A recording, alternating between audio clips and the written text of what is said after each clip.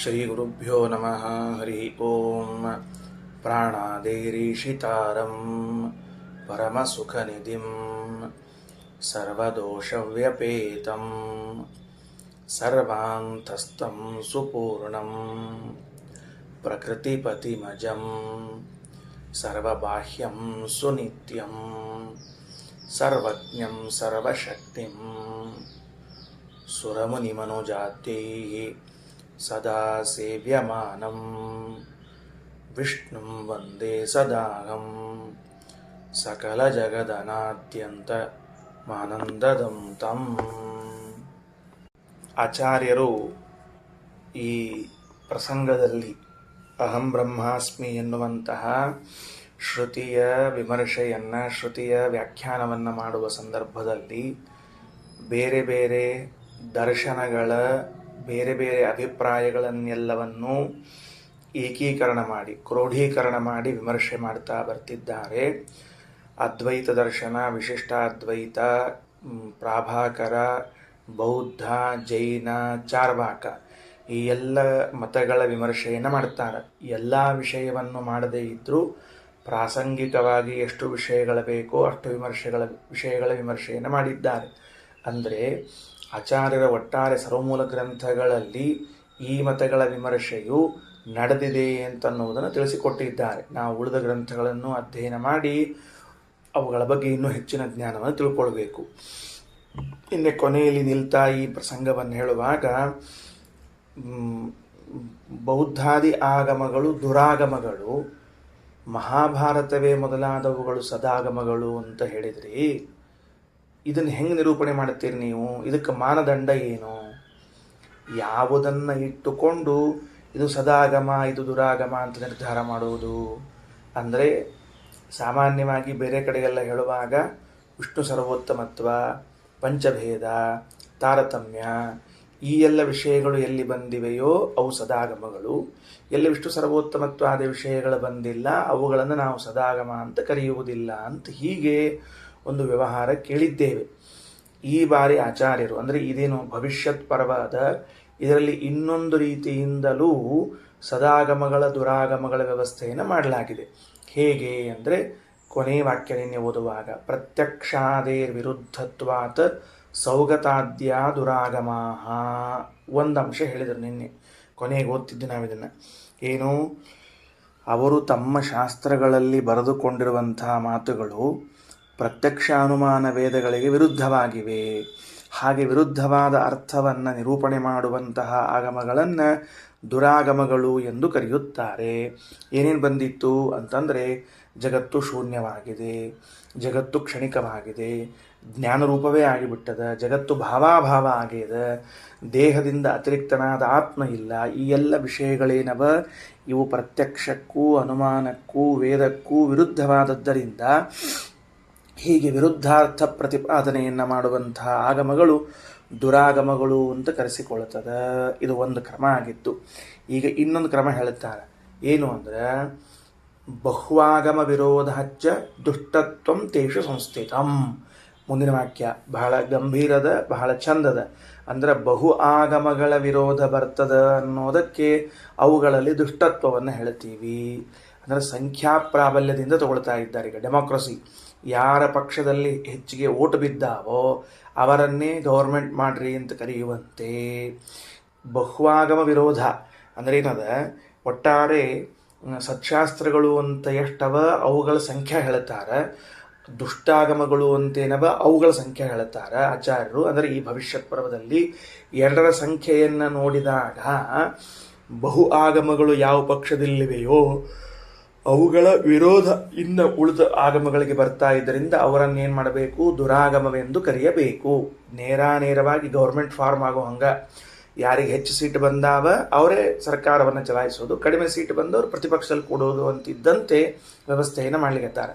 ಇದು ಬಹುತ್ವ ಮೂಲಕವಾಗಿ ಪ್ರಾಬಲ್ಯವನ್ನು ಹೇಳೋದು. ಇನ್ನೊಂದೇನು ಸ್ವಭಾವ ಮೂಲಕವಾಗಿ ಪ್ರಾಬಲ್ಯವನ್ನು ಹೇಳೋದು. ಎರಡೂ ಮಾತನ್ನು ಶ್ರೀಮದಾಚಾರ್ಯ ತಿಳಿಸಿಕೊಡುತ್ತಾರೆ. ರಘುತ್ತಮ ಸ್ವಾಮಿಗಳವರು ತಮ್ಮ ವ್ಯಾಖ್ಯಾನದಲ್ಲಿ ತೋರಿಸ್ತಾರೆ. ಅಂದರೆ ಆಚಾರ್ಯರು ಅನುವ್ಯಾಖ್ಯಾನದಲ್ಲಿ ಈ ವಾದವನ್ನು ಮಂಡಿಸಿದ್ದಾರೆ. ಏನಂತ? ಸಂಖ್ಯಾಬಾಹುಲ್ಯ ಇದ್ದರೂ ಅದನ್ನು ಪ್ರಮಾಣ ಅಂತ ಒಪ್ಪಬೇಕು, ಸ್ವಭಾವ ಪ್ರಬಲ ಇದ್ದರೂ ಅದನ್ನು ಪ್ರಮಾಣ ಅಂತ ಒಪ್ಪಬೇಕು. ಅದಕ್ಕೆ ಹೇಳ್ತಾರೆ ಬಹ್ವಾಗಮ ವಿರೋಧಾಚ್ಚ ದುಷ್ಟತ್ವಂ ತೇಷು ಸಂಸ್ಥಿತಂ. ವಾಕ್ಯ ನೋಡುತ್ತಾ ಹೋಗ್ಬಿಡ್ರಿ. ಇನ್ನೆಲ್ಲೂ ತಲೆ ಮೇಲೆ ಎತ್ತಲೇಬೇಡ್ರಿ, ನೇರವಾಗಿ ಟಕಟಕ ಓದ್ತಾ ಹೋಗೋದಷ್ಟೇ. ಬಹ್ವಾಗಮ ವಿರೋಧಾಚ್ಚ ದುಷ್ಟತ್ವಂ ತೇಷು ಸಂಸ್ಥಿತಂ. ಶಬ್ದಾರ್ಥ ಆಗಿದೆ ಅಂತ ತಿಳ್ಕೊಂಡಿನಿ. ತೇಷು ಆ ದುರಾಗಮಗಳಲ್ಲಿ ದುಷ್ಟತ್ವಂ ಸಂಸ್ಥಿತಂ, ದುಷ್ಟತ್ವ ಹೋಗಿ ನೆಲೆಸದ. ಅಂದರೆ ಯಾಕಂದ್ರೆ ಬಹು ಆಗಮ ವಿರೋಧ ಬರ್ತಾ ಇದ್ದದರಿಂದ. ಹೆಂಗ? ಪ್ರಾಮಾಣ್ಯಂ ಸ್ವೀಕೃತಂ ಯೈಸ್ತು ವೇದಾನಾಂ ಆಗಮಾಹಿ ತೇ. ಯಾರು ಪ್ರಾಮಾಣ್ಯವನ್ನು ಸ್ವೀಕಾರ ಮಾಡಿದ್ದಾರೋ, ಇನ್ನು ಯಾರು ಏನಾಗಬೇಕು? ವೇದಾನಾಂ ಪ್ರಾಮಾಣ್ಯಂ ಯೈಹಿ ಸ್ವೀಕೃತಂ. ಯಾರು ವೇದಗಳಿಗೆ ಪ್ರಾಮಾಣ್ಯವನ್ನು ಸ್ವೀಕಾರ ಮಾಡ್ಯಾರೋ ತೇಹಿ ಆಗಮಾಹ, ಅವುಗಳನ್ನೇ ಆಗಮಗಳು ಎಂದು ಕರೆಯುತ್ತಾರೆ. ಅಂದ್ರೆ ಬೌದ್ಧರನ್ನ, ಜೈನರನ್ನ, ಚಾರ್ವಾಕರನ್ನ ಹೊರತುಪಡಿಸಿ ಉಳಿದವರು ಅಂತೇನಿದ್ದಾರೆ ಅವರೆಲ್ಲರೂ ಕೂಡ ವೇದಗಳಿಗೆ ಪ್ರಾಮಾಣ್ಯವನ್ನು ಸ್ವೀಕಾರ ಮಾಡ್ಯಾರ. ವೇದ ಅಂದರೆ ವೇದಶಾಸ್ತ್ರಗಳಿಗೆ ಪ್ರಾಮಾಣ್ಯವನ್ನು ಸ್ವೀಕಾರ ಮಾಡ್ಯಾರ. ಹಾಗಾಗಿ ಅವುಗಳನ್ನೆಲ್ಲವನ್ನು ಒಂದೇ ಬಾಕ್ಸಲ್ಲಿಡ್ತೀವಿ, ಆಗಮ ಎಂಬ ಹೆಸರಿನಿಂದ. ಒಂದು ಬಾಕ್ಸ್ ಯಾವುದು? ಆಗಮ. ಅದರಲ್ಲಿ ಪೌರುಷೇ ಬರಬಹುದು, ಅಪೌರುಷೇ ಬರಬಹುದು, ಏನೂ ಬರಬಹುದು, ಒಂದು ಕಡೆ ಇರ್ತೀವಿ. ಎಷ್ಟವ ಅಂತನ್ನೋದಕ್ಕೆ ಶತಕೋಟಯ ಪಂಚರಾತ್ರಂ ಪುರಾಣಂ ತಾವದೇವ ಚ ರಾಮಸ್ಯ ಚರಿತಂ ತಾವತ್ ತಾವದನ್ನಿಚ್ಚ ಸರ್ವಶಃ ಅನಂತಾಶ್ಚ ತಥಾ ವೇದ ಸಾಂಗೋಪಾಂಗಾಶ್ಚ ಸರ್ವಶಃ ಸರ್ವಾಧಿಕ್ಯಂ ಯತ್ರ ವಿಷ್ಣೋಃ ತಾತ್ಪರ್ಯಾತ್ ಸಮುದೀರ್ಯತೆ. ಭಾರಿ ಆಶ್ಚರ್ಯ, ಭಾರಿ ಆಶ್ಚರ್ಯ. 100 ಕೋಟಿ ಶ್ಲೋಕಗಳು, 100 ಕೋಟಿ ಗ್ರಂಥಗಳು. 100 ಕೋಟಿ ಗ್ರಂಥ ಅಂದ್ರೆ ಒಂದು ಗ್ರಂಥ ಎಂಬುದನ್ನು ಎಷ್ಟು ಕರಿತೀವಿ? 32 ಅಕ್ಷರಗಳಿಗೆ ಒಂದು ಗ್ರಂಥವೆಂದು ಕರೆಯುತ್ತಾರೆ. ಬರೆದಿಟ್ಟುಕೊಳ್ಬೇಕು. 32 ಅಕ್ಷರಗಳು = ಒಂದು ಗ್ರಂಥ. ಗ್ರಂಥ ಅನ್ನೋ ಶಬ್ದಕ್ಕೆ ಶಾಸ್ತ್ರ ಇದು ಒಂದು ನಿಯಮ ಇಟ್ಟುಕೊಂಡಾರ ಸಂಸ್ಕೃತದಲ್ಲಿ. 32 ಅಕ್ಷರಗಳು ಕೂಡಿದ್ದಿದ್ರೆ ಅದಕ್ಕೆ ಗ್ರಂಥ ಅಂತ ಕರಿಬೇಕು. ಅಂದ್ರೆ ಹೆಚ್ಚು ಕಡಿಮೆ ಅನುಷ್ಠುಪ್ ಛಂದಸ್ಸು. ಆ ಅನುಷ್ಠುಪ್ ಛಂದಸ್ಸನ್ನ ಒಂದು ಗ್ರಂಥ ಅಂತ ಕರೀತಾರಂತ ಇಟ್ಕೊಳ್ರಿ. ಏನಂತಾರ? ಪಂಚರಾತ್ರ, ಪುರಾಣ, ಮೂಲ ರಾಮಾಯಣ, ಇದ್ರ ಜೊತೆಗೆ ಇನ್ನುಳಿದದ್ದೇನವ ಅವೆಲ್ಲವೂ ಕೂಡ ಎಷ್ಟವ? ಕೋಟಿ ಕೋಟಿ, 100 ಕೋಟಿ ಗ್ರಂಥಗಳನ್ನು ಒಳಗೊಂಡಾವ. ನೆನಪಿಟ್ಟುಕೊಳ್ರಿ. ಅಂದ್ರೆ ಶ್ಲೋಕಗಳ ಸಂಖ್ಯೆ ಎಷ್ಟಾಯ್ತು ಅಂತ ವಿಚಾರ ಮಾಡ್ರಿ. ಒಂದು ಮಹಾಭಾರತವನ್ನು ತೆಗೆದುಕೊಂಡ್ರೆ, ಒಂದು ಮೂಲ ರಾಮಾಯಣವನ್ನು ತೆಗೆದುಕೊಂಡ್ರೆ, ಒಂದು ಪಂಚರಾತ್ರ, ಒಂದು ಪುರಾಣ, ಇವೆಲ್ಲವನ್ನು ತೆಗೆದುಕೊಂಡಾಗ ಅವುಗಳ ಗ್ರಂಥಗಳ ಸಂಖ್ಯೆ ಹೆಚ್ಚಾಗ್ತದೆ.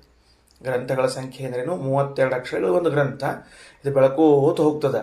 ಶತಕೋಟಯ ಪಂಚರಾತ್ರಂ ಪುರಾಣಂ ತಾವದೇವ ಚ ರಾಮಸ್ಯ ಚರಿತಂ ತಾವತ್ ತಾವದನ್ಯಚ್ಚ ಸರ್ವಶಃ. ಇದು ಒಂದು ಕಡೆಗೆ. ಇನ್ನು ಹಂಗಾರ ವೇದ ಎಷ್ಟದಪ್ಪ ಅಂತ ಕೇಳಿದ್ರೆ ಅನಂತಾಶ್ಚ ತಥಾ ವೇದಾಃ ಸಾಂಗೋಪಾಂಗಾಶ್ಚ ಸರ್ವಶಃ. ಅಂಗಗಳಿಂದ, ವೇದಾಂಗಗಳಿಂದ ಕೂಡಿರುವಂತಹ ವೇದಗಳು ಅನಂತ ಆಗಿದೆ. ಯಾವುದು ವೇದಾಂಗಗಳು? ಶಿಕ್ಷಾ, ಕಲ್ಪ, ವ್ಯಾಕರಣ, ನಿರುಕ್ತ, ಛಂದಸ್ಸು, ಜ್ಯೋತಿಷ್ಯ ಅಂತನ್ನೋದು 6 ಅಂಗಗಳು. ಸಾಮಾನ್ಯವಾಗಿ ಒಂದು ಮಣಿ ಅಂತಿದ್ರೆ ಅದಕ್ಕೆ 4 ಪೀಠ ಇರ್ತಾವೆ, 4 ಕಾಲು ಇರ್ತಾವೆ. ಇದಕ್ಕೆ 6 ಕಾಲುಗಳವ. ಯಾವುದಕ್ಕೆ? ಷಡಂಗ ಅಂತ ಕರೀತಾರೆ. ವೇದಕ್ಕೆ ಅಂಗಗಳು ಷಡಂಗಗಳು. ಅದಕ್ಕೆ ಹೇಳಿದರು ಶಿಕ್ಷಾ, ಕಲ್ಪ, ವ್ಯಾಕರಣ, ಛಂದಸ್ಸು, ನಿರುಕ್ತ, ಜ್ಯೋತಿಷ್ಯಗಳೆಂಬ 6 ಅಂಗಗಳಿಂದ ಕೂಡಿರುವ ವೇದ ಇದು ಅನಂತವಾಗೇ ಇದೆ. ಅಂದ್ರೆ ನೋಡ್ರಿ, ವೇದ ಒಪ್ಪದೇ ಇರುವಂಥವರ ಗ್ರಂಥಗಳ ಸಂಖ್ಯೆ ಇನ್ನು ಮುಂದೆ ಹೇಳೋರಿದ್ದಾರೆ.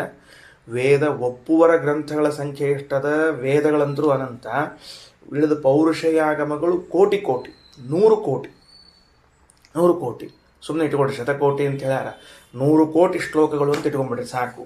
100 ಕೋಟಿ ಶ್ಲೋಕಗಳು ಮೂಲ ರಾಮಾಯಣ, ಮಹಾಭಾರತ, ಪುರಾಣ, ಪಂಚರಾತ್ರ ಇವೆಲ್ಲ ಸೇರಿಕೊಂಡು, ಭಾಗವತಾದಿಗಳೆಲ್ಲ ಸೇರಿಕೊಂಡಿವೆ ಅಂದಮೇಲೆ ಸಂಖ್ಯಾಬಾಹುಲ್ಯ ಬಂದೋಯ್ತು. ಹಾಂ ಸರಿ, ಇಷ್ಟು ಸಂಖ್ಯಾಬಾಹುಲ್ಯ ಇರುವ ಗ್ರಂಥಗಳಲ್ಲಿ ಏನು ಹೇಳ್ಯಾರ? ಸರ್ವಾಧಿಕ್ಯಂ ಯತ್ರ ವಿಷ್ಣೋಃ ತಾತ್ಪರ್ಯಾತ್ ಸಮುದೀರ್ಯತೆ. ಅಷ್ಟವರು ವಿಸ್ತಾರ ಬರೀಲಿಕ್ಕೆ ಉದ್ದೇಶ ಏನು ಅಂದರೆ ಸರ್ವಾಧಿಕ್ಯಂ ವಿಷ್ಣೋಃ, ಭಗವಂತನ ಸರ್ವಾಧಿಕ್ಯವನ್ನು ಹೇಳಲಿಕ್ಕೆ, ಸರ್ವೋತ್ತಮತ್ವವನ್ನು ಹೇಳಲಿಕ್ಕೇನೆ ಬರೆದಿದ್ದಾರೆ. ಬೇರೆ ಏನಿಲ್ಲ. ಇನ್ನು ಉಳಿದು ತಗೊಳ್ರಿ, ಅವ್ರದ್ದು ಎಷ್ಟದ? 20 ಸಹಸ್ರಾಣಿ ಶ್ಲೋಕಾನಾಂ ಸಮುದೀರಿತಂ. ಅಯ್ಯೋ ರಾಮ, ಅವ್ರದ್ದು ಎಷ್ಟವ ಅಂದರೆ ಎಲ್ಲ ಕೂಡಿ ಭಾಳ ಅಂದ್ರೆ 30 ಕೋಟಿ ಆಗ್ತಾವಂತ ಅವ್ರದ್ದೆಲ್ಲ ಕೂಡಿ. ನೋಡ್ರಿ, ಶ್ಲೋಕಾನಾಂ ಸಮುದೀರಿತಂ ಬಾರ್ಹಸ್ಪತ್ಯಂ ತಥಾ ಬೌದ್ಧಂ ಭಾವಾಭಾವಂ ಏನು ಭಾವಾಭಾವಂ ಭಾವಾಭಾವಮತಂ ತಥಾ ಶಿವಶಕ್ತ್ಯಾದಿಕಂ ಯಚ್ಚ ಕಿಂಚಿತ್ ಪ್ರಾಮಾಣ್ಯ ಸಂಯುತಂ 30 ಕೋಟ್ಯೇವ ತತ್ಸರ್ವಂ ಅಥೋಮಾನಂ ನ ತತ್ಸ್ಮೃತಂ ಅಂತ ಹೇಳ್ಯಾರ. ಸರಿ, ವಿಂಶದೇವ ಸಹಸ್ರಾಣಿ ಶ್ಲೋಕಾನಾಂ ಸಮುದೀರಿತಂ. ಯಾವುದದು? 20,000 ಶ್ಲೋಕಗಳು. ಯಾವುದಕ್ಕೆ? ಬಾರ್ಹಸ್ಪತ್ಯಂ ಬೌದ್ಧಂ ಭಾವಾಭಾವಮತಂ. ಬಾರ್ಹಸ್ಪತ್ಯಂ ಅಂದ್ರೆ ಚಾರ್ವಾಕ, ಬೌದ್ಧ, ಭಾವಾಭಾವ ಅಂದ್ರೆ ಜೈನ. ಈ ಪ್ರತಿ ಮತಗಳು ಕೂಡ 20,000 ಶ್ಲೋಕಗಳಷ್ಟ. ಅದರ ಹೊರತಾಗಿ ಅದಕ್ಕಿಂತ ಹೆಚ್ಚು ಅವರ ಕಡೆ ಇಲ್ಲ. ಮುಗಿದು ಹೋಯ್ತು. ಅವ್ರದ್ದು ಲೆಕ್ಕ ಸಿಕ್ತು ನಮಗೀಗ. ಎಷ್ಟವಪ್ಪ ಅವ್ರದ್ದೆಲ್ಲಾರ್ದು? ಒಬ್ಬೊಬ್ಬರ ಮತವನ್ನು ತೆಗೆದುಕೊಂಡ್ರೂ ಏನಾಗ್ತದೆ? 20,000 ಅಷ್ಟೇ. ಚಾರ್ವಾಕನ ಬಗ್ಗೆ ಮಾತಾಡಿದ್ರೆ ಅವನ ಗ್ರಂಥ ಆ್ಯಕ್ಚುಲಿ ಅವನ ಮ್ಯಾನ್ಸ್ಕ್ರಿಪ್ಟ್ ಇಲ್ರಿ, ಅಂದ್ರೆ ಅವ್ನು ಹಂಗೆ ಹೇಳಿಲ್ಲ, ಬರೀ ಹೇಳ್ಕೋತ ಹೋಗ್ಯಾನ. ಯಾಕಂದ್ರೆ ನಾವು ಶಬ್ದಗಳನ್ನು ಪ್ರಮಾಣ ಅಂತೆ ಅಂದಿಲ್ಲ, ಆದ್ದರಿಂದ ಹೇಳ್ಕೋತ ಹೋಗ್ಯಾನಂಗೆ. ಅವನು ಒಟ್ಟು ಸಂಗ್ರಹ ಮಾಡಿದ್ರೆ ಎಷ್ಟು ಸಿಗ್ಬೋದು ನಿಮಗಂದ್ರೆ ಒಂದು 20,000 ಸಿಕ್ಕರೆ ಹೆಚ್ಚು. ಅಷ್ಟಿಲ್ಲ, ಒಟ್ಟು ಹೇಳಿಗತ್ತೀವಿ. ಬೌದ್ಧಂ, ಬುದ್ಧಂದು ಎಷ್ಟು ಸಿಗ್ಬೋದಪ್ಪ? ಒಂದು 20,000. ಭಾವಾಭಾವ ಮತಂ ಎಷ್ಟು ಸಿಗ್ಬೋದು? ಜೈನರದು ಒಂದು 20,000. ಇನ್ನು ಶಿವಶಕ್ತ್ಯಾದಿಕಂ ಯಚ್ಚ ಕಿಂಚಿತ್ ಪ್ರಾಮಾಣ್ಯ ಸಂಯುತಂ. ಇನ್ನು ಮುಂದೆ ಶೈವಾಗಮ, ಶಾಕ್ತಾಗಮ, ಸೌರಾಗಮ, ಗಾಣಪತ್ಯಾಗಮ ಅವೆಲ್ಲ ಅಷ್ಟು ಸೇರಿಸಿದ್ರೂ ಕೂಡ 30 ಕೋಟ್ಯೇವ ತತ್ಸರ್ವ 30 ಕೋಟಿ ಆಗ್ತಾವೆ. ಒಂದು ಲೆಕ್ಕ ಹೇಳ್ಯಾರ ಭವಿಷ್ಯತ್ ಪುರದ ವ್ಯಾಸದೇವರು. ಸರ್ವ ಅಥೋ ನ ಮಾನಂ ನ ತತ್ಸ್ಮೃತಂ. ಆದ್ದರಿಂದ ಅವುಗಳು ಪ್ರಮಾಣವಲ್ಲ. ಯಾಕೆ? ಬಹುಮಾನ ವಿರುದ್ಧಂ ಎನ್ನ ತನ್ಮಾನಂ ವಿದೋ ವಿದುಹು. ಜ್ಞಾನಿಗಳೇನು ಒಪ್ಪಿಕೊಂಡಾರ? ಬಹುಪ್ರಮಾಣ ವಿರೋಧ ಬರ್ತಿದ್ರೆ, ಬಹುಗ್ರಂಥಗಳ ವಿರೋಧ ಬರ್ತಿದ್ರೆ ಅದನ್ನು ಪ್ರಮಾಣವೆಂದು ಒಪ್ಪಬಾರದು ಅಂತ ವ್ಯವಸ್ಥೆ ಮಾಡಿದ್ದಾರೆ. ಸರಿ, ಈಗ ಶ್ರೀಮದಾಚಾರ್ಯರು ಪ್ರತ್ಯಕ್ಷಾದಿಗಳಿಗೆ ವಿರೋಧ ಬರ್ತಾ ಇದ್ದುದರಿಂದ ಬೌದ್ಧಾಗಮಾದಿಗಳನ್ನೆಲ್ಲ ಪ್ರಮಾಣ ಅಂತ ಒಪ್ಪಬಾರದು ಅಂತ ಒಂದು ಅಂಶವನ್ನು ತಿಳಿಸಿಬಿಟ್ಟು, ಎರಡನೇ ಅಂಶವನ್ನು ಏನು ತಿಳಿಸ್ಲಿಕ್ಕೆ ಹೊರಟಾರ? ಸಂಖ್ಯಾಬಾಹುಲ್ಯ ಸ್ವಭಾವ ಪ್ರಬಲ. ಸ್ವಭಾವ ಪ್ರಬಲ ಅಂದ್ರೇನು? ಈಗ ಉದಾಹರಣೆಗೆ ಭೀಮ ಇದ್ದಾನೆ, ದೇಹತಃ ಪ್ರಬಲ ಇದ್ದಾನೆ, ಅಲ್ಲಿ ಸಂಖ್ಯಾಬಾಹುಲ್ಯ ಬೇಕಾಗಿಲ್ಲ. ಅಲ್ಲೇನು ಸಂಖ್ಯಾಬಾಹುಲ್ಯ ಬೇಕಾಗಿಲ್ಲ. ಇನ್ನು ಸಂಖ್ಯಾಬಾಹುಲ್ಯ ಕೆಲವು ಕಡೆ ಇರ್ತದೆ, ಕೆಲವು ಕಡೆಗೆ ದೇಹ ಬಾಹುಲ್ಯ ಇರೋದಿಲ್ಲ. ಅದಕ್ಕೆ ದೇಹ ಬಾಹುಲ್ಯ ಇರೋದನ್ನು ಸ್ವಭಾವತಃ ಪ್ರಬಲ ಎಂದು ಕರೆಯುತ್ತಾರೆ. ಇಲ್ಲದೇ ಇದ್ದಲ್ಲಿ ಸಂಖ್ಯಾಬಾಹುಲ್ಯವನ್ನು ಕರೀತಾರೆ ಅಂತ ಇಟ್ಕೊಳ್ರಿ. ಆಯಿತಾ? ಈಗ ಆಚಾರ್ಯರು ಎರಡೂ ರೀತಿಯಿಂದ ಸಮರ್ಥನೆ ಮಾಡಿಕೊಡ್ತಾರೆ. ಮೊದಲೇನು ಮಾಡ್ತಾರೆ? ಸದಾಗಮಗಳು ಅಂತೇನು ನಾವು ಯಾವುದನ್ನು ಲೋಕದಲ್ಲಿ ಕರಿತೀವಿ ಅವುಗಳ ಟೋಟಲ್ ಸಂಖ್ಯಾ ಅಂದರೆ ಮಹಾಭಾರತ, ಪಂಚರಾತ್ರ, ಬ್ರಹ್ಮಸೂತ್ರಗಳು, ಭಾಗವತಾದಿ ಪುರಾಣಗಳು, ಮೂಲ ರಾಮಾಯಣ, ವೇದಕ್ಕೆ ಅಂಗವಾದದ್ದು ಇವೆಲ್ಲ ಸೇರಿಸಿದರೆ ವೇದಗಳನ್ನು ಅನಂತ ಅಂತ ಹೇಳಿದ್ದಾರೆ. ಈ ಸದ್ಯಕ್ಕೆ ಉಪಲಬ್ಧವಾದನ್ನ ಇಟ್ಟುಕೊಂಡ್ರೆ 100 ಕೋಟಿ ಶ್ಲೋಕಗಳು. ಸರಿ, ಇದ್ರ ಒಂದು ಕಡೆ ಇಟ್ಟುಕೊಳ್ರಿ. ಇನ್ನು ಬೌದ್ಧ, ಜೈನ, ಚಾರ್ವಾಕ, ಸ್ಕಾಂದ, ಶಿವ, ಶಕ್ತಿ, ಸೌರ, ಗಾಣಪತ್ಯ ಇವುಗಳೆಲ್ಲ ಮತವನ್ನು ತೆಗೆದುಕೊಂಡು ಆಗ್ತದೆ 30 ಕೋಟಿ. ಹಂಗಾರೆ 30 ಕೋಟಿ ಹೆಚ್ಚೋ 100 ಕೋಟಿ ಹೆಚ್ಚೋ ಅಂತ ವಿಚಾರ ಮಾಡಿದರೆ ಸಹಜವಾಗಿ ವಿವೇಕ ಇದ್ದವರು 100 ಹೆಚ್ಚು ಅಂತ ಹೇಳ್ತಾರೆ. ಅಂದಮೇಲೆ ಸಂಖ್ಯಾಬಾಹುಲ್ಯ ಬಹು ಆಗಮಗಳ ವಿರೋಧ ಬರ್ತದೆ. ಹೌದು, ಸಂಖ್ಯಾಬಾಹುಲ್ಯದಿಂದ ಹೆಂಗೆ ವಿರೋಧ ಹೇಳಿಕತ್ತೀರಿ ನೀವೀಗ? ಅಂದ್ರೆ 100 ಇದು ಅದ, 30 ಇದು ಅದ ಅಂತ ಅನ್ನೋದಾದರೆ ಈ 100, 30ಕ್ಕೆ ವಿರೋಧ ಬರ್ತದೆ. ಸಂಖ್ಯೆಯಿಂದ ಗಣಿತದ ಪ್ರಕಾರ ಹೇಳಲಿಕ್ಕೆ ಹೊರಟಿದ್ದೀರೇನು ಅಂದರೆ ಅಲ್ಲ. 100 ಕೋಟಿ ಶ್ಲೋಕಗಳು ವಿಷ್ಣುವಿನ ಸರ್ವೋತ್ತಮತ್ವವನ್ನು ಹೇಳುತ್ತಿರುವಾಗ ತದ್ವಿರುದ್ಧವಾಗಿ 30 ಕೋಟಿ ಶ್ಲೋಕಗಳು ಇಲ್ಲ ಅಂತ ಹೇಳಿದ್ರೆ ಬಹ್ವಾಗಮ ವಿರೋಧ ಬರ್ತದೆ ಅಂತ ಹೇಳಿಕತ್ತೀವಿ. ಸಂಖ್ಯಾಬಾಹುಲ್ಯ ಅಷ್ಟೇ ಮುಖ್ಯ ಅಲ್ಲ. ಅದಕ್ಕೆ ಆಚಾರ್ಯ ಹೇಳಿದ್ರು ಸರ್ವಾಧಿಕ್ಯಂ ಯತ್ರ ವಿಷ್ಣೋ ತಾತ್ಪರ್ಯಾತ್ ಸಮುದೀರ್ಯತೆ ಅಂತ ತಿಳಿದುಕೊಂಡು ಮಧ್ಯದಲ್ಲಿ ಹೇಳುವಾಗ, ಹಾಗಿದ್ರೆ 100 ಕೋಟಿ ಶ್ಲೋಕಗಳು ತಾತ್ಪರ್ಯಪೂರ್ವಕವಾಗಿ ಅಂದ್ರೇನು? ನಮ್ಮ ಅಭಿಪ್ರಾಯ ಎಲ್ಲವ ಇಷ್ಟು ವಿಸ್ತಾರ ಮಾಡಿದ್ಯಾಕ ನಮ್ಮ ಅಭಿಪ್ರಾಯ ಏನದ ಅಂತ ತಿಳಿಸ್ಲಿಕ್ಕೆ ವಿಷ್ಣು ಸರ್ವೋತ್ತಮತ್ವವನ್ನು ಹೇಳ್ತಿರುವಾಗ ಅದಕ್ಕೆ ವಿರುದ್ಧವಾಗಿ ನೀವು ಮತ್ತು ಸ್ವಲ್ಪ ಶ್ಲೋಕಗಳಲ್ಲಿ ಇತರರ ಸರ್ವೋತ್ತಮತ್ವ, ಜಗತ್ತಿನ ನಾಸ್ತಿತ್ವ, ಕ್ಷಣಿಕತ್ವ, ಶೂನ್ಯತ್ವಗಳನ್ನು ಹೇಳಿದರೆ ಅವುಗಳು ದುರಾಗಮಗಳು ಎಂದು ಕರೆಸಿಕೊಳ್ಳುತ್ತವೆ. ಇಷ್ಟು ಸ್ಟ್ಯಾಂಡ್. ಇದು ಯಾವಾಗ? ಬಹುಮಾನ ವಿರುದ್ಧಂ ಎನ್ನ ತನ್ಮಾನಂ ವಿಧೋ. ಇನ್ನು ಸ್ವಭಾವತಃ ಪ್ರಾಬಲ್ಯ ಬಂದರೂ ಕೂಡ ಅದಕ್ಕೆ ವಿರುದ್ಧವಾಗಿತ್ತು ಅಂದರೆ ಅದು ಕೂಡ ಪ್ರಮಾಣವೆನಿಸುವುದಿಲ್ಲ. ಉದಾಹರಣೆಗೆ ವೇದ ಅಂತನ್ನೋದು ಸ್ವಭಾವತಃ ಪ್ರಬಲ. ಯಾಕೆ ಸ್ವಭಾವತಃ ಪ್ರಬಲ? ಅಪೌರುಷೇಯತ್ವಾತ್. ವೇದವು ಅಪೌರುಷೇಯವಾದದ್ದರಿಂದ ಪುರುಷ ದೋಷಗಳಿಂದ ರಹಿತವಾದದ್ದರಿಂದಾಗಿ ಸ್ವಭಾವತಃ ಪ್ರಬಲವಾಗಿದೆ. ಬೌದ್ಧ ಜೈನ ಚಾರ್ವಾಕಾದಿ ಗ್ರಂಥಗಳು ಪುರುಷ ದೋಷದಿಂದ ಯುಕ್ತವಾದದ್ದರಿಂದ ಸ್ವಭಾವತಃ ದುರ್ಬಲವಾಗಿವೆ. ಅಂದ ಮೇಲೆ ಅವುಗಳನ್ನು ನಾವು ಪ್ರಮಾಣ ಅಂತ ಹೇಳಲಿಕ್ಕಾಗೋದಿಲ್ಲ. ಅವುಗಳನ್ನು ದುರಾಗಮ ಅನ್ನಬೇಕು. ಇವುಗಳನ್ನೇ ಸದಾಗಮವೆಂದು ಕರೆಯಬೇಕು. ಅವ್ರದ್ದೊಂದು ಪ್ರಶ್ನೆ, ಹೊಸ ಪ್ರಶ್ನೆ. ಏನು? ಗುಣಸಾಮ್ಯೇಪಿ ಕಿಮುತ ಗುಣಾಧಿಕ ವಿರೋಧಿಯತ ಯಥಾ ಬಹೂನಾಂ ಜ್ಞಾನಾನಾಂ ಸಮಾನಾಂ ಗುಣತೋಪಿ ಚ ವಿರೋಧ್ಯೇಕಂತು ಯಜ್ಞಾನಂ ನಮಾನತ್ವಂ ಗಮಿಷ್ಯತಿ ಪ್ರತ್ಯಕ್ಷಾದೌ ಹಿ ಬಹುಭಿ ಸಮೈಹಿ ಏಕಂ ಅಪೋದ್ಯತೆ. ಅವರಂತಾರೆ ಗುಣಸಾಮ್ಯೇಪಿ ಕಿಮುತ ಗುಣಾಧಿಕ ವಿರೋಧಿಯತ. ಇದು ಹೆಂಗೆ ಹೇಳೋದು? ಗುಣಗಳು ಅಂದ್ರೆ ಬಹುಪ್ರಮಾಣ ವಿರುದ್ಧವಾಗಿದ್ರೂ ಕೂಡ ಅಲ್ರಿ, ಮತ್ತೆ ಎಲ್ಲರಲ್ಲೂ ಕೂಡ ಗುಣಸಾಮ್ಯ ಅದ ಅಲ್ಲ. ಏನು ಗುಣಸಾಮ್ಯ ಅದ? ಇದೂ ಕೂಡ ಆಗಮ ಅಂತ ಕರ್ಸ್ಕೋತದ, ಅದು ಕೂಡ ಆಗಮ ಅಂತ ಕರ್ಸ್ಕೋತದ. ಅಪೌರುಷೇಯವಾದ ವೇದಗಳು, ಭಾರತಾದಿಗಳು, ಪಂಚರಾತ್ರ ಪುರಾಣಗಳೆಲ್ಲವೂ ಆಗಮ. ಬೌದ್ಧಶಾಸ್ತ್ರ, ಜೈನಶಾಸ್ತ್ರ, ಚಾರ್ವಾಕ ಅಥವಾ ಗಾಣಪತ್ಯ, ಸ್ಕಂದ ಅವುಗಳು ಆಗಮ. ಮತ್ತು ಎಲ್ಲರಲ್ಲೂ ಕೂಡ ಆಗಮತ್ವವೆಂಬ ಗುಣ ಸಮಾನವಾಗಿದೆಯೋ ಇಲ್ವೋ? ಸಮಾನವಾಗಿ ಇದ್ದದ್ದರಿಂದಾಗಿ ಮತ್ತೆ ಹೆಂಗೆ ಅವುಗಳನ್ನು ನೀವಂತೀರಿ ಅಂತ ಕೇಳಿದ್ರೆ ಸ್ಪಷ್ಟವಾಗಿ ಗುಣಸಾಮ್ಯೇ ಪಿಕಿಮುತ ಗುಣಾಧಿಕ ವಿರೋಧಿಯತ. ನೋಡಪ್ಪ, ಗುಣಸಾಮ್ಯ ಅದ ಅಂದ ಮಾತ್ರಕ್ಕೆ ಎರಡನ್ನೂ ಒಂದು ಅಲ್ಲಿಗೆ ಬರೋದಿಲ್ಲ. ವಿರೋಧ ಬಂದಿತ್ತು ಅಂದರೆ ಒಂದನ್ನು ಕಡೆಗಣಿಸಲೇಬೇಕಾಗ್ತದೆ. ಬಹುಮಾನ ವಿರುದ್ಧಂ ಯತ್ ನತನ್ಮಾನಂ ವಿದುಹು. ಬಹಳಷ್ಟು ಪ್ರಮಾಣಗಳಿಗೆ ವಿರುದ್ಧವಾಗಿದ್ದರೆ ಅವುಗಳನ್ನು ಪ್ರಮಾಣ ಎಂದು ಕರೆಯಬಾರದು. ಗುಣಸಾಮ್ಯವಾಗಿದ್ದರೂ ಕೂಡ ಎರಡರಲ್ಲಿ ಆಗಮತ್ವದ, ಬೌದ್ಧನ ಆಗಮದಲ್ಲೂ ಆಗಮತ್ವದ, ವೇದದಲ್ಲೂ ಆಗಮತ್ವದ. ಆಮೇಲೆ ಎರಡೂ ಒಂದೇ ಅಲ್ಲೇನ್ರಿ ಅಂದ್ರೆ ಅಲ್ಲ. ಬಹಳ ವಾಕ್ಯಗಳ ವಿರೋಧ ಬರ್ತಾ ಇದ್ದುದರಿಂದ ಅದಕ್ಕೆ ಆಗಮತ್ವವನ್ನು ಕೈ ಬಿಡಬೇಕಾಗ್ತದೆ. ಕಿಮುತ ಗುಣಾಧಿಕ ವಿರೋಧಿ. ಸಾಮ್ಯ ಇದ್ರನ್ನೇ ಬಿಡಬೇಕು ಅಂದ್ರೆ ಇನ್ನು ಆಧಿಕ್ಯ ಇದ್ರೆ ಬಿಡಬೇಕು ಅಂತೇನು ಹೇಳ್ತಿ? ಗುಣ ಆಧಿಕ್ಯವಿದ್ದಾಗ ಬಿಡಲೇಬೇಕು. ಹೆಂಗೆ ದೃಷ್ಟಾಂತ ಹೇಳ್ರಿ ಅಂದ್ರೆ ಯಥಾ ಬಹೂನಾಂ ಜ್ಞಾನಾನಾಂ ಸಮಾನಾಂ ಗುಣತೋಪಿ ಚ ವಿರೋಧ್ಯೇಕಂತು ಯಜ್ಞಾನಂ ನಮಾನತ್ವಂ ಗಮಿಷ್ಯತಿ. ರಘುತ್ತಮ ಸ್ವಾಮಿಗಳು ದೃಷ್ಟಾಂತ ಕೊಡ್ತಾರೆ. ಏನು ದೃಷ್ಟಾಂತ ಕೊಡ್ತಾರೆ ಅಂದರೆ ನೋಡ್ರಿ, ಎಲ್ಲ ಕಡೆಗಳಲ್ಲೂ ಜ್ಞಾನ ಸಾಮ್ಯ ಅಂತಿದ್ರೂ ಕೂಡ ಬಹುತ್ವ ಇದ್ದರೆ ಆ ಬಹುವಾಗಿರುವಂತಹದ್ದರಿಂದ ಇನ್ನೊಂದಕ್ಕೆ ವಿರೋಧ ಬರ್ತದೆ. ಹೆಂಗೆ ತಗೊಳ್ಳೋಣ? ಇದಂ ರಜತಂ ಅಂತ ಒಂದು ಜ್ಞಾನ ತಗೊಳ್ರಿ. ಏನು ತಗೊಳ್ರಿ? ಇದಂ ರಜತಂ ಅಂತ ಒಂದು ಜ್ಞಾನ. ಸರಿನಾ? ಇದು ಒಂದು ಜ್ಞಾನವ ಫಸ್ಟ್ ನೆನಪಿಟ್ಕೊಳ್ರಿ. ಇದಂ ರಜತಂ ಅನ್ನೋದು ಒಂದು ಜ್ಞಾನ. ಅದು ಜ್ಞಾನ ಅಂತ ಹೆಂಗೆ ಹೇಳಿದ್ರಿ ಅಂದ್ರೆ, ಇದಂ ರಜತಂ ಅನ್ನೋ ಜ್ಞಾನ ನಿನಗೆ ಆಗಿದ್ದಿಲ್ಲ ಅಂದ್ರೆ ನೀನು ಪ್ರಯತ್ನವನ್ನೇ ಮಾಡ್ತಿರ್ಲಿಲ್ಲ. ಇದಕ್ಕೆ ರಜತ ಸ್ವೀಕಾರಕ್ಕೆ ಓಡ್ಕೋತ ಹೋಗ್ತಿಲ್ಲ. ಬೆಳ್ಳಿ ಬಿದ್ದತ್ತವೋ ಅಂತ ಓಡ್ಕೋತ ಹೊಂಟಿ ಇಲ್ಲ. ಮತ್ತು ಯಾಕೆ ಓಡ್ಕೋತ ಹೊಂಟಿಪ ನೀ? ಅದಕ್ಕೆ ಅಂದ್ರೆ ಜ್ಞಾನ ಆಗೇದ ಅಂದಮೇಲೆ ಇದಂ ರಜತಂ ಅನ್ನುವಂತಹ ಒಂದು ಜ್ಞಾನಕ್ಕೆ ವಿರೋಧಿಯಾದ ಮೂರು ಜ್ಞಾನ ಬಂದಾಗ ಆ ಇದಂ ರಜತಂ ಅನ್ನುವಂತಹ ಜ್ಞಾನವನ್ನು ಅಪ್ರಮಾಣ ಅಂತ ಕರಿತೀವಿ. ಉದಾಹರಣೆಗೆ ಹೆಂಗ ಅಂದ್ರೆ ಇನ್ನೊಂದು ಪ್ರತ್ಯಕ್ಷ ಬರ್ತದೆ. ನೇದಂ ರಜತಂ ಅಂತ ಬಂತು. ಏನು? ನೇದಂ ರಜತಂ ಅಂತ. ಇನ್ನು ದಾಹ ಮತ್ತು ಛೇದ ಎಂಬುವಂತಹ ಯುಕ್ತಿ ಜೊತೆಗೆ ಆಪ್ತನ ವಾಕ್ಯ ನೇದಂ ರಜತಂ ಅನ್ನುವಂಥ ಆಪ್ತನ ವಾಕ್ಯ. ಈ ಮೂರರಿಂದಲೂ ಕೂಡ ಏನಾಗ್ತದೆ ಅಂದರೆ ಮೊದಲನೇ ಜ್ಞಾನವು ಬಾಧಿಸಲ್ಪಡುತ್ತದೆ. ಸರಿ, ಹಿಂಗೆ ತಿಳ್ಕೊಳ್ಳೋಣಂತ, ನನ್ನ ಪ್ರಕಾರ ಹೋಗೋಣಂತ. ಏನಾಯ್ತು ಅಂದರೆ ಏನಾಗಿತ್ತು? ನದಿ ದಂಡಿಗೆ ಬಂದಿದ್ರು. ನದಿ ದಂಡಿಗೆ ಬಂದಾಗ ಅವ್ರೇನು ಮಾಡಿದ್ರು ಅಂದರೆ, ನಾನು ಹಿಂದೆ ಬರ್ಲಿಕ್ಕತ್ತಿದ್ದೆ, ಮುಂದೆ ಅವರಿಗೆ ಕಪ್ಪಿ ಚಿಪ್ ಒಳಗೆ ಫಳಫಳ ಅಂತ ಹೊಳಿಲಿಕ್ಕೆ ಕಾಣಿಸ್ಲಿಕ್ಕೆ ಶುರುವಾಯಿತು.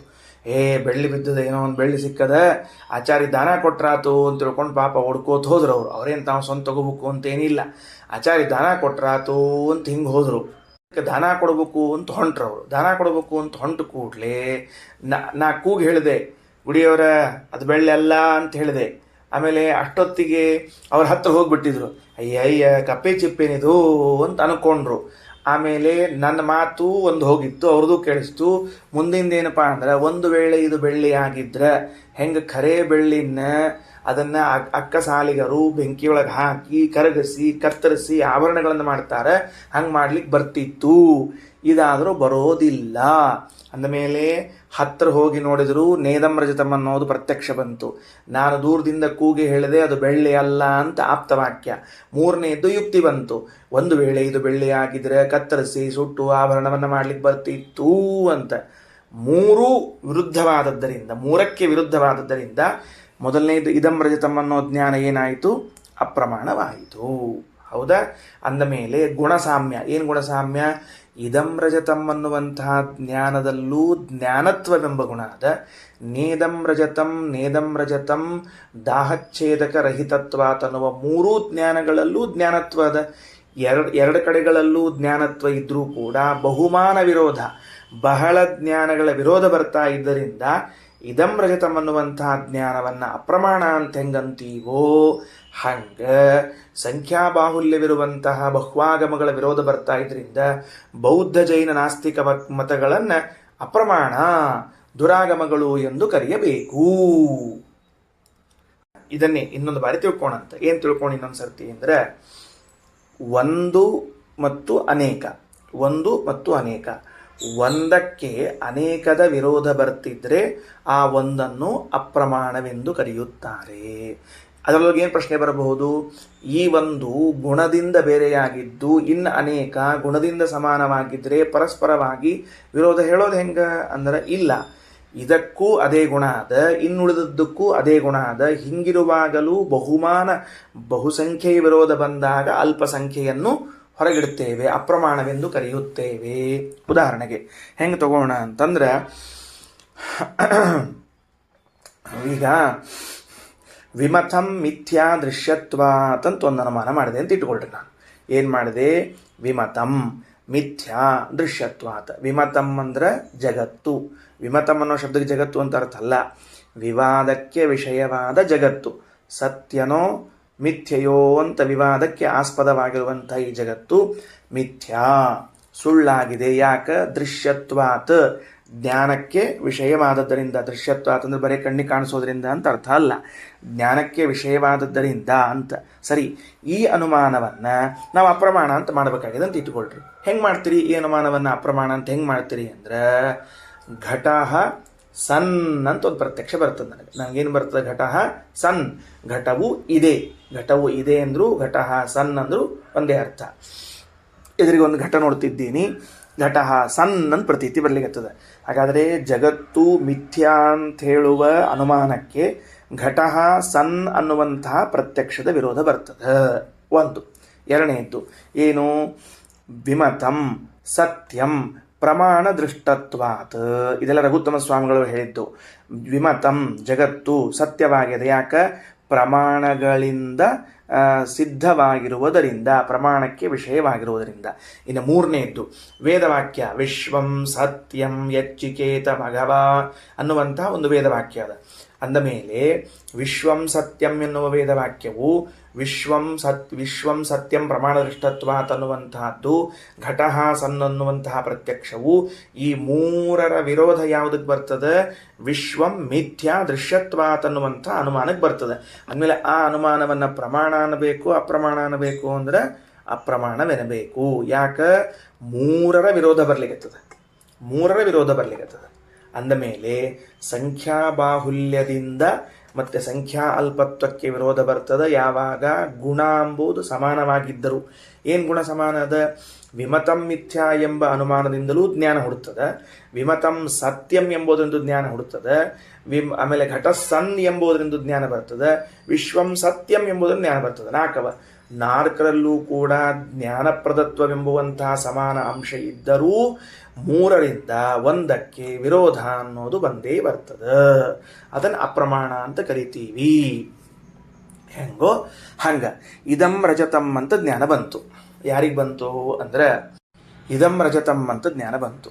ಅವ್ರಿಗೆ ಬಂದ ಕೂಡಲೇ ನಾ ಏನು ಮಾಡಿದೆ? ಅಲ್ರಿ ಅದು ರಜತ ಅಲ್ರಿ ಅಂತ ಹೇಳಿದೆ ನಾನು. ಈಗ ನನ್ನ ಮಾತಿನ ಮೇಲೆ ಅವ್ರಿಗೆ ವಿಶ್ವಾಸ ಇದ್ದರಿಂದ, ಅಯ್ಯೋ ನನಗೆ ಬಂದ ಜ್ಞಾನ ರಜತ ಜ್ಞಾನ ತಪ್ಪಿರಬಹುದು ಬಿಡು ಅಂತ ಒಂದು ಗೆಸ್ ಮಾಡಿದರು. ಇನ್ನೊಂದು ನಾ ಹೇಳಿದೆ, ನೋಡ್ರಿ, ಒಂದು ವೇಳೆ ಅದು ಬೆಳ್ಳಿಯಾಗಿದ್ದರೆ ಅದು ಏನು ಮಾಡ್ಲಿಕ್ಕೆ ಬರ್ತಿತ್ತು? ಛೇದನ ಮತ್ತು ದಾಹ. ಛೇದನ ದಾಹ ಅಂದ್ರೆ ಅಕ್ಕಸಾಲಿಗನು ಅದನ್ನು ತಗೊಂಡು ಹೋಗಿ ಅದನ್ನು ಕತ್ತರಿಸಿ ಸುಟ್ಟು ಅದನ್ನು ಆಭರಣವನ್ನು ಮಾಡ್ಲಿಕ್ಕೆ ಬರ್ತಿತ್ತು. ನಿಜವಾದ ಬೆಳ್ಳಿಯಾಗಿದ್ರೆ ಕತ್ತರಿಸೋದು ಸುಡೋದು ಮಾಡ್ಲಿಕ್ಕೆ ಬರ್ತದೆ. ಕಪ್ಪೆ ಚಿಪ್ಪಾದ್ದರಿಂದ ಬರೋದಿಲ್ಲ. ಜೊತೆಗೆ ತಾವೇ ಹತ್ರ ಹೋಗಿ ನೋಡಿದ್ರು, ಇರಲಿ ಯಾವುದಕ್ಕೂ ಒಂದ್ಸಲ ಹತ್ರ ತನಕ ಹೋಗಿ ನೋಡಿ ಬರ್ತೀನಿ ಅಂತಂದರು. ಹತ್ರ ತನಕ ಹೋಗಿ ನೋಡಿ ಬಂದರು. ಅಯ್ಯಯ್ಯ ನೇದಂ ರಜತಂ ಅಂತ ಬಂತು. ಹಾಗಾದರೆ ನೇದಂ ರಜತಂ ಅನ್ನುವಂತಹ ಬಾಧಜ್ಞಾನ, ಆಪ್ತವಾಕ್ಯ ಮತ್ತು ಯುಕ್ತಿ ಈ ಮೂರರಿಂದಲೂ ಕೂಡ ಏನು ತಿಳಿದು ಬರ್ತದೆ ಅಂದ್ರೆ ಮೊದಲನೇ ಜ್ಞಾನ ಇದು ಅಪ್ರಮಾಣ ಎಂದು ತಿಳಿದು ಬರ್ತದೆ. ಏನ್ ಮಾಡಿದ್ರು, 100 ಕೋಟಿ ಸಂಖ್ಯೆ ಇರುವಂತಹ ಗ್ರಂಥಗಳಲ್ಲಿ ವಿಷ್ಣು ಸರ್ವೋತ್ತಮತ್ವವನ್ನು ಹೇಳಿಕತ್ತದ, 30 ಕೋಟಿ ಸಂಖ್ಯೆ ಇರುವಂತಹ ಶಾಸ್ತ್ರಗಳಲ್ಲಿ ಇತರರ ಸರ್ವೋತ್ತಮತ್ವ ಹೇಳಿಕತ್ತದ. ಅಂದ್ಮೇಲೆ ನೀವೇ ತಿಳ್ಕೊಳ್ರಿ. ಪ್ರತ್ಯಕ್ಷಾದೌ ಹಿ ಬಹುಭಿಹಿ ಸಮೈರೇಕಮಪೋದ್ಯತೆ. ಬಾರ್ಹಸ್ಪತ್ಯ ಎಂಬ ಶಬ್ದವನ್ನು ಹಿಂಗೆ ಬಿಡಿಸ್ಬೇಕು. ಬೃಹಸ್ಪತಿಗಳಿಗೆ ಸಂಬಂಧಪಟ್ಟದ್ದು ಬಾರ್ಹಸ್ಪತ್ಯ ಅಂತ ಬಿಡಿಸ್ಬೇಕು.